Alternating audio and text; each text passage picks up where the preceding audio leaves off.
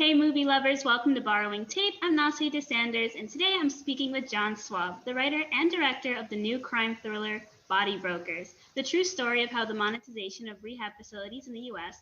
led to a multi-billion-dollar fraud operation using the patients as both workers and products.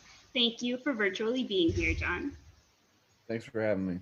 So let's jump right in. How did you find out about this magnificent true story that the film is based on?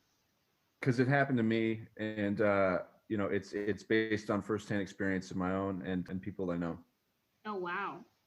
So you've managed to pull together this super amazing cast with Michael Kenneth Williams, Jack Kilmer, Frank Grillo, Jessica Roth, Owen Campbell, and that's just the beginning. Everyone is so great. How did this wonderful team come to be?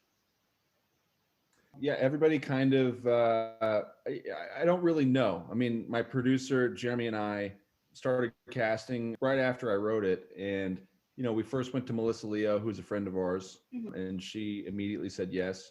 And then from there, we went to Michael Kay, who Jeremy has a really good relationship with his manager. Mm-hmm. And after both of them were attached, it wasn't hard to have other people want to join the team. Oh, wow. And Cool. everybody kind of had a nice, everybody had a connection to the story in one way or another. So Mm-hmm. people were really enthusiastic about coming on. Mm-hmm. When you were writing, did you have anyone specifically in mind, or were you just, getting the characters out there?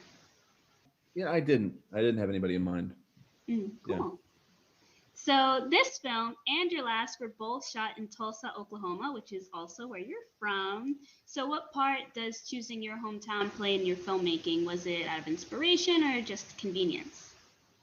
So this is actually my third of four films that I've shot here, and we're in prep to do a fifth here. And I think for indie filmmakers, it's really important to use what you have at your disposal. And I'm from here, and that affords me a lot of extra things that I couldn't do elsewhere Mm-hmm. shooting here. So it's a logistical thing, and also just comforting to work from home.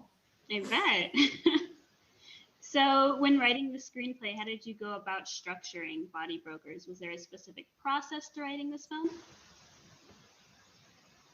Not really. It was, once I kind of decided I was going to write a story about it and had done the research, it kind of just came out of me in a pretty organic way. I mean, I understand the process of treatment from, being an active addiction to detox to residential to outpatient. Mm-hmm. So, I mean, just I use that as the structure for the film. Yeah. And also and within that, structured Utah's journey and arc from being on the street to recovering and then ultimately becoming a body broker himself.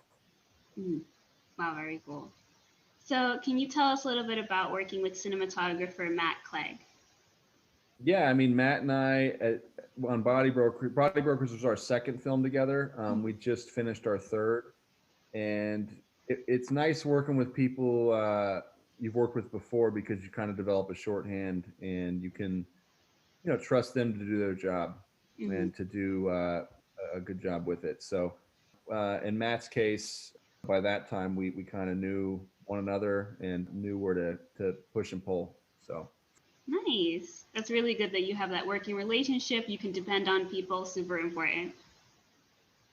hmm So I absolutely love the film's conclusion as I thought it was a realistic consequence. Why did you choose to end things for Utah in that way? because I feel like you said, it's the realistic, it's the truthful way to end the story. And we're trying to we're telling a story about something that people don't know that's happening, and we really want to leave a lasting impression on the viewer. Yeah. So less than 10% of people recover from drugs and alcohol, and most of them die. Yeah. And I see films all the time that portray addicts and recovery, and they always end skipping off into the sunset, or with the guy getting a job that he always wanted or whatever, and it's Yeah. by and large bullshit. So we felt like this was the most truthful way to end the movie. Yeah, that's great. So the end of the film also suggests that viewers won't do anything about America's substance use disorder epidemic, which honestly is true, but what actions do you recommend taking for the few that will do something? I think it's just pressuring state legislature to put things in place that will regulate the treatment industry. And that's really the only thing that can be done. A lot of the laws that govern the treatment industries, are pretty archaic, and people have figured out the workarounds. So they need to be looked at with fresh eyes, and also with data and by experts. So, yeah. Awesome. So, which films or directors have influenced you as a filmmaker, but also the film Body Broker? For Body Brokers, it's not a secret when you watch the movie, but I was obviously inspired by like Adam McKay's Big Short and Vice, and Yeah. Thank You for Smoking, films like that were taking on serious subject matter, but also trying to entertain you while educating you on a kind of a complex system or scheme or issue. Yeah, cool. So you stay very busy. You're in pre-production for 2 films, you're in post-production for another 2, and another one of your films, Run with the Hunted, just came out only last year. So how do you manage all of it?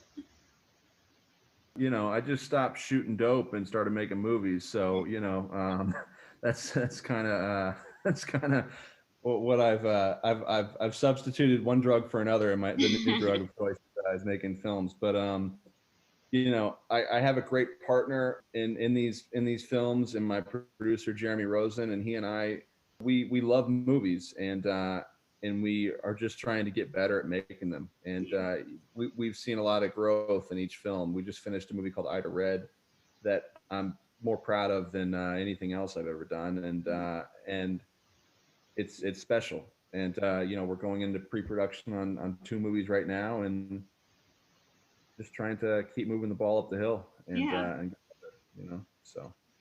Cool. Can you tell us a little bit about these upcoming projects? What you're allowed to tell? I can tell you about Ida Red is a neo-Western action film starring Melissa Leo, Josh Hartnett, Frank Grillo, and others. And it's a really cool movie. It's like a throwback to a lot of my favorite filmmakers and movies of the 70s. And in making that, Jeremy and I had so much fun because it's a genre and a type of film that he and I grew up loving. Body Brokers was very much like a film I felt like I had to make because I knew so much about it and nobody else did, and I didn't know who else would ever make this movie if I didn't. But Ida Red and this film we're getting ready for, Little Dixie and Candyland, they're very much homages to our favorite films, and it's fun to have the opportunity to make films that are inspired by things that I grew up watching that made me want to make movies. So that's wonderful. Awesome. Thank you so much for taking the time to chat with us today. Thank you very much. Thanks for taking time to watch the movie and talk about it. We appreciate it. Of course.